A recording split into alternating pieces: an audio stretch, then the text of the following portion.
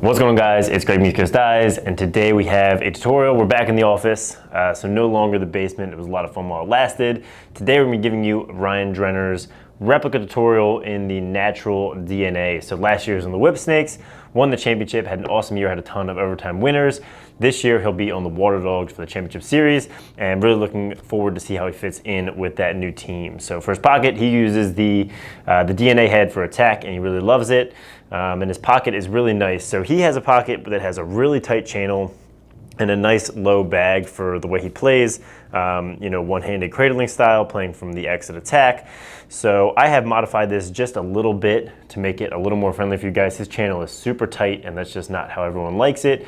So basically what I did is for the top string, he's got a regular 9-diamond. He starts it on the 3rd sidewall hole. I started on the 2nd. So basically that just bumped everything up 1 row. So if you want to do the ultra tight channel version, all you have to do is start the sidewall on the 3rd sidewall hole and follow the sidewall pattern exactly as I described.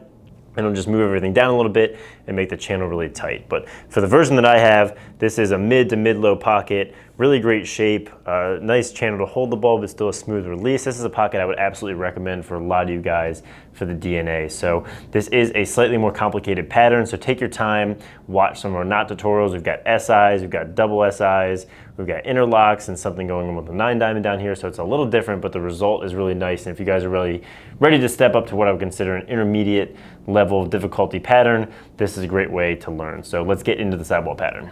Let's get into the sidewall pattern. So you can see we've got our top string here on the 2nd hole. That means we're going to start at the 3rd, and we're going to do our standard double loop start. So through the outside of the sidewall, up through the front of the mesh, back around through that same sidewall to create our first loop, and then repeat the process one more time through the mesh and back through that 3rd sidewall hole for a 2nd loop, and then back through the mesh to complete it. So that's a simple double loop, the way we like to start a lot of our patterns. And now we're going to use SIs on the next 3 diamonds. So we're going to start with this first diamond, come through the back of the mesh out to the front, and then we're going to go through the sidewall. So skipping 1 sidewall hole, we're going to come here and go through the outside of the sidewall.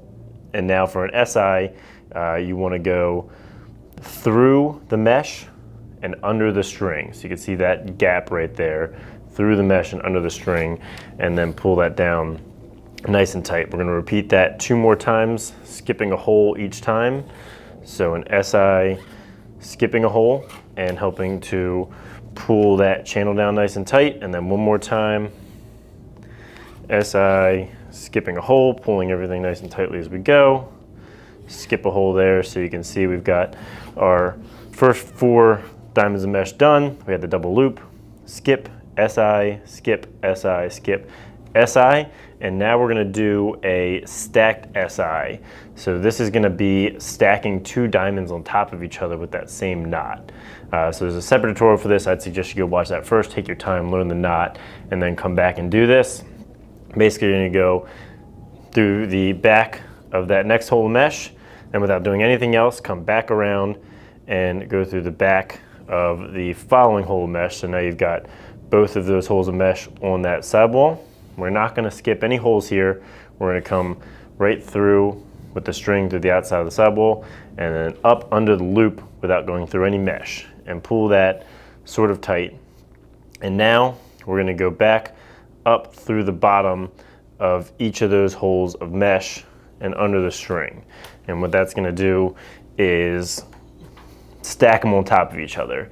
So again, this is a more complicated knot. If you need to practice it a couple times, go watch the separate tutorial. And now we're going to do interlocks the rest of the way down the head. So we're going to skip a sidewall hole, go right through the outside of the plastic, and then up through the bottom of the mesh and under that loop to form an interlock. Pull that nice and tight.